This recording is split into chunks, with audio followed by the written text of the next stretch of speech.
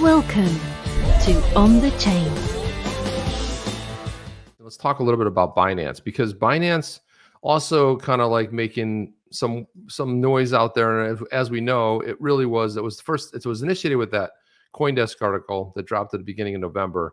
And then it was those two tweets put out by CZ from Binance saying, well, it looks like I'm going to dump the FTT token, right? And that's what really created that liquidity crisis, because that created the bank run, so to speak. You know, everyone's like, uh-oh, better get my stuff out of there. And of course, that's where the liquidity crunch happened. Obviously, they couldn't cover, well, because the funds were missing and because they misused funds too. We forgot to mention that point. But I wanted to put this video up here. Jeff, I want to get your take on this. This is here is CZ in a recent interview, and listen what he has to say and tell me what your thoughts are after this, because this is one of your favorite subjects here. Let's listen in. Well, I think the U.S. national security concerns were rumors spread by FTX to try to push us out of the bid. There was never any concerns about us participating in the bid, or Binance US participating in the bid. So Binance US did participate in the Voyager bid. There were no issues. Binance also acquired multiple companies in America with no issues. So Binance is not a Chinese company. We're not related to China at all. I have to repeat this many times just because I look Chinese, but I've been a Canadian for 30 years. So no issues there. Binance US will make another bid for Voyager now, given FTX is no longer able to follow through on their commitment. So we'll see how that plays out. Okay, so what's the takeaway there? Binance is not a Chinese company. Because he's been a Canadian citizen for 30 years. Because but you know what? But that makes all the sense in the world. Jeff, your thoughts on that? I don't know. You know, to me, there's always been a big question mark as to, again, you know, where he came from. You know, becoming one of the biggest players in the marketplace as Binance. I've always had some concern that there's somehow some involvement from the Chinese government with that firm, but I believe that he started in Hong Kong, and then they moved to Singapore, and then they kept moving. So I know that he's been, you know, definitely on the outs.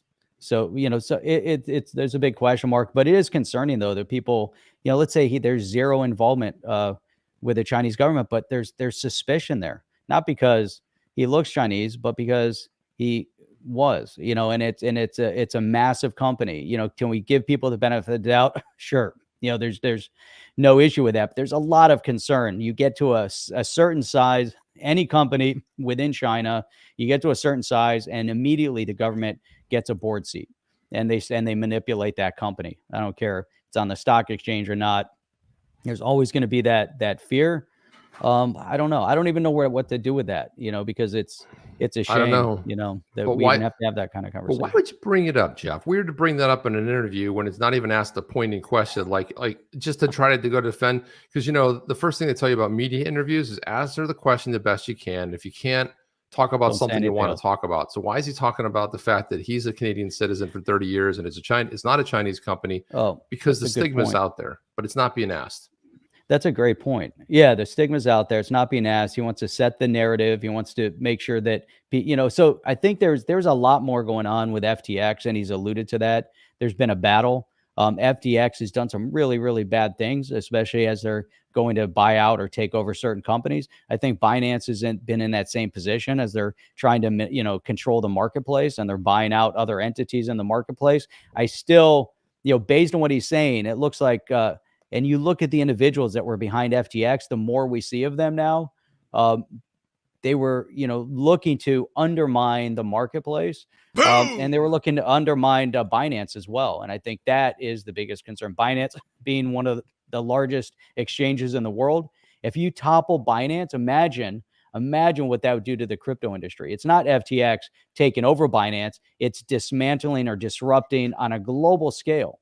Yeah, the industry. And we saw that FTX somehow was easy for FTX to somehow manipulate Celsius, because they're in the early stages when Celsius was going through the beginning,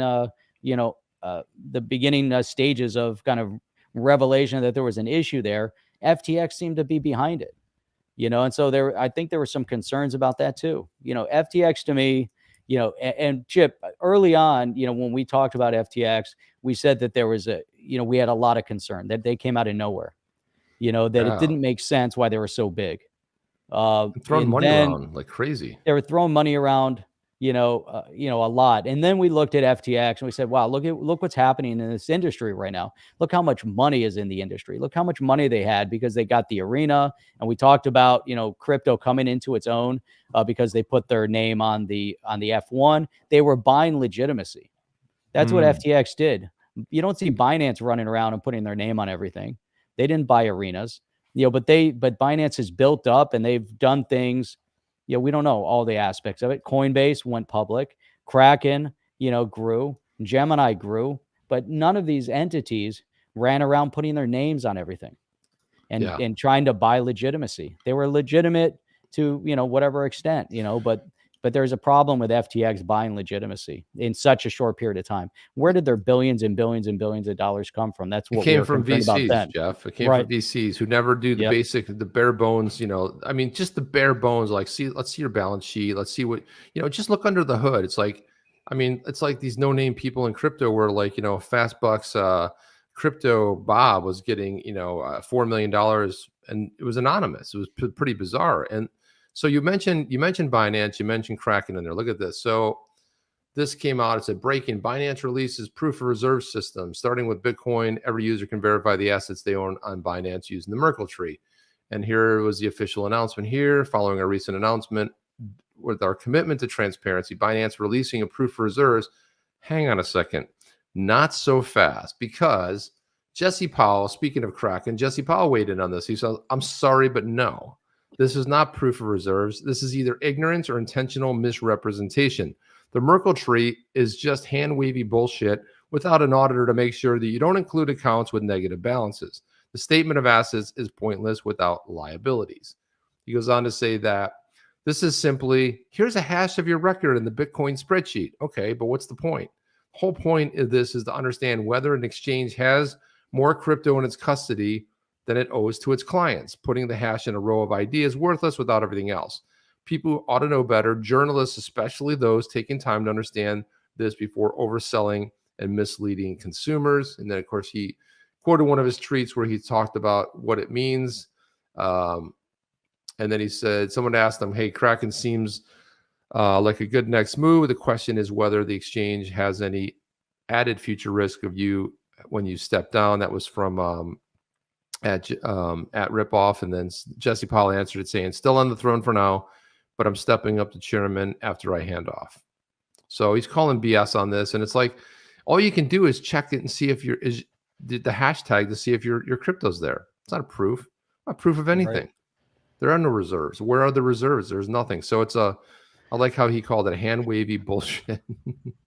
So it's interesting. Yeah. So, I'm looking at this, so Idalia was saying, by the way, what's going on with Crow? I hear it's delisted on 4 different exchanges. And so, so I'm looking that up and, and sure enough, we're starting to see that, that some of these assets like the Huobi token, Chronos, CRO, the FTX token, obviously, FTT, and many of these other exchange-based tokens seem to be they're getting ready to be dumped. Here, this is an old article, never mind. But it's crazy. It's crazy to see what's going on in this marketplace right now. But you know what? This is kind of what we all bought. This is what we're in it for.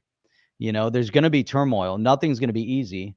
And we have to consider that with the crypto marketplace and all these assets, there's going to be, there's going to be a lot of pushback. There's a lot of resistance. The power brokers aren't going to allow decentralization just to happen overnight. And so I think we're starting to see that. And there's also going to be, big failures. We saw that in the .com boom and the .com bubble and the .com burst. That there was a lot of money thrown around and they invested in companies that shouldn't have had any money. But the difference, I think, in this space, Chip, is that these companies that are building up, that we're seeing, that are smoke and mirrors, like FTX, they're holding other people's money, and they're, so it's at a whole different level at this point, so some of the failures that we're going to see. And one of the things that Brad Garlinghouse had said early on that, what is it, 98 or 99% of all the crypto companies are going to fail. fold at some point, right? Yeah. And mainly that's because it was the same thing with the .com. If you look back at some of those major, and I think pets.com, we talked about that a lot. They were the biggest darling of the .com era at that time. And where did they go, Chip? They were nothing, you know, and maybe they were way too early to come out with something like that, because we see a lot of other companies that have succeeded. But man, it's a battle. And this is a different battle because .com, it was retail, like with Amazon, it was retail against Amazon. Now it's financial institutions, it's banking. It's the way things have been done for hundreds and hundreds and hundreds of years. And there's power brokers that won't let go of their power, and they're going to keep trying to manipulate the system. That's what I'm looking at, Chip. Are you down with OTC? Please like, subscribe, and click the bell to be notified when the next video drops.